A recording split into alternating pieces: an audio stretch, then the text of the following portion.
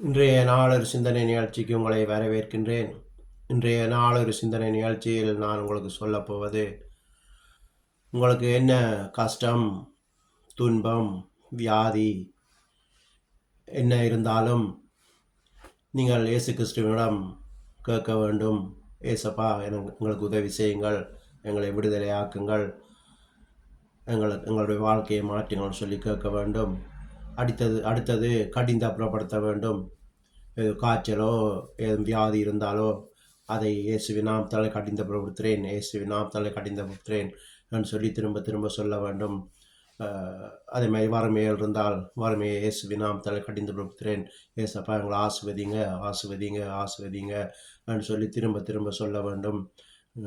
கல்யாணம் செய்யாமல் வயது வந்தும் கல்யாணம் தடைப்பட்டு போகுதுன்னு சொன்னால் அதுக்காக செபிக்கலாம். நீங்கள் ஏசப்பா எங்களுக்கு உதவி செய்யுங்கள், எங்கள் வாழ்க்கையை மாற்றுங்கள், தடைகளை நீக்குங்கள்னு சொல்லி போட்டு இந்த தடைகளுக்காக நீங்கள் செபிக்க வேண்டும். இயேசுவின் நாமத்தினாலே கடிந்தப்படுத்துகிறேன், தடைகள் எல்லாமே இயேசுவின் நாமத்தினாலே கடிந்தப்படுத்துகிறேன், நல்ல துணை கிடைக்க வேண்டும் என்று சொல்லி திரும்ப திரும்ப திரும்ப நீங்கள் அதை சொல்லும்போது ஒன்று வந்து அது விடுதலையை தரும். இரண்டாவது வந்து தேவ பிரசனத்திலே நீங்கள் இருப்பீங்கள். அந்த தேவ பிரசனத்தில் இருந்துட்டு நீங்கள் எங்கேயாவது ஒரு வீட்டுக்கு போய் நீங்கள் உட்கார்ந்து இருந்துட்டு எழும்பி வந்தால் கூட நீங்கள் செவிக்க வேண்டிய அவசியம் இல்லை.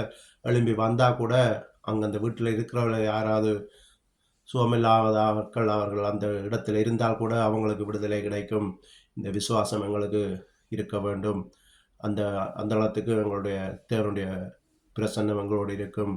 தேவ ஆவியானவர் எங்களோடு இருப்பார். அதை விட நீங்கள் வெளியில் போகும்போது யாராவது வருத்தக்காரரை பார்த்தால் நீங்கள் செபிக்கலாம். இயேசுவின் நாமத்தாலே கடிந்தப்படுத்துகிறேன், இந்த வியாதி இயேசுவின் நாமத்தாலே கடிந்தப்படுத்துன்னு சொல்லி செபிக்கும் போது உங்களுடைய வல்லமை அதில் தெரியும். உங்களோடு தேவன் இருக்கிறார், அவர் அற்புதங்கள் செய்கிறார்னு சொல்லி அந்த வல்லமை அந்த கிருபை, கடவுளுடைய கிருபை உங்களோடு இருக்கிறதை நீங்கள் உணர்ந்து கொள்வீர்கள். உங்களுக்குள்ள தேவன் இருக்கிறார், அந்த வைராக்கியம் வரும். ஒரு கிழமை 10 நாளுக்குள்ள ஒரு வீடியோ பார்த்துருப்பீங்க. நான் இங்கே ஃப்ரான்ஸில் ஒரு மார்க்கெட்டுக்கு போயிருந்தேன். போகும்போது அந்த வாசலில் ஒரு தாப்பன் ஒரு 13-14 வயசு பிள்ளையை வச்சு பிச்சை எடுத்து கொண்டு வந்தவர். அந்த பிள்ளை நடக்காது. அவர்கள் முஸ்லீம் ஆக்கள், நான் நினைக்கிறேன் துருக்கி ஆக்கள்னு நினைக்கிறேன்.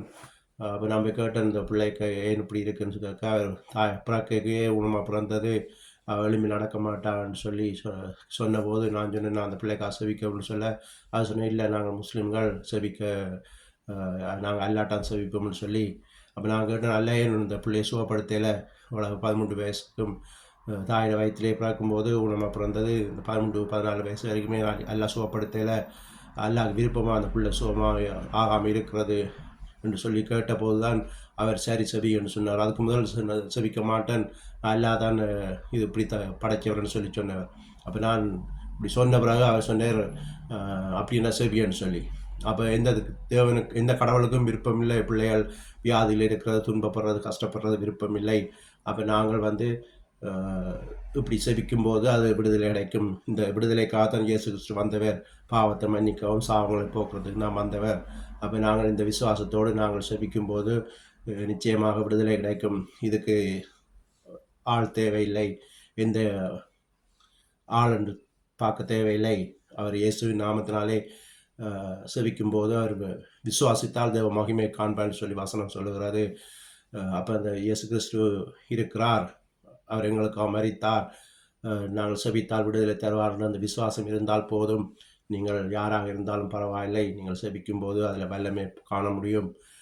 சந்தேகப்பட்டு கொண்டிருக்காதீங்கள், நாங்கள் செபித்தால் கேட்பாராக கடவுள்னு சொல்லி சந்தேகப்படக்கூடாது. யார் கூப்பிட்டாலும் அவர் வருவார். ஆனால் அந்த பேரை சொல்லி நாங்கள் கூப்பிட வேண்டும். இயேசு கிறிஸ்துவே உதவி செய்யுங்கள், தேவைகளை சந்திங்கள், விடுதலை தாங்கள் சொல்லி கேட்கும்போது தான் அந்த அற்புதத்தை காண முடியும். எங்கள் வாயெல்லாம் ஜீவன் இருக்குன்னு சொல்லி பைபிள் சொல்லுது. அப்போ நாங்கள் வாயை திறந்து அதை அறிக்கை பண்ணும்போது தான் அது விடுதலையை காண முடியும். சும்மா மனசில் செபிச்சு கொண்டு இருந்தாலும் அது விடுதலை கிடைக்காது. வாயை திறந்து கடிந்தப்புறப்படுத்தணும். வியாதி துன்பங்களை கடிந்தப்புறப்படுத்தும் போது அது எங்களுக்கு விடுதலையை தரும். இப்படியாக நீங்கள் உங்களை நீங்கள் சோதித்து பார்க்கணும்னு சொன்னால் இப்படி செவியுங்கள். உங்களுக்கு செவித்து பாருங்கள். காய்ச்சல் தலையடி வந்தால் உங்களுக்காக செவியுங்கள். நீங்கள் ஏசப்பா விடுதலை தாங்க, சுகத்தை தாங்க சொல்லி செவிக்கும்போது ஒரு நாள் செவியுங்கள், சுகமாடி 2 நாள் செவியுங்கள். அப்படி செவிக்கும்போது நீங்கள் அதில் வித்தியாசத்தை காணுவீங்கள். அதுக்கு பிறகு உங்கள் விசுவாசம் வேற வேற மற்ற அற்புதங்கள் சீக்கிரத்தில் கிடைக்கும். அப்போ தேவனுடைய கிருபை ஆவியானவர் எங்களோடு இருக்கும்போது விடுதலை நிச்சயம் என்று சொல்லி இன்றைய நாள் சிந்தனையை முடித்துக் கொள்கிறேன். நன்றி, வணக்கம்.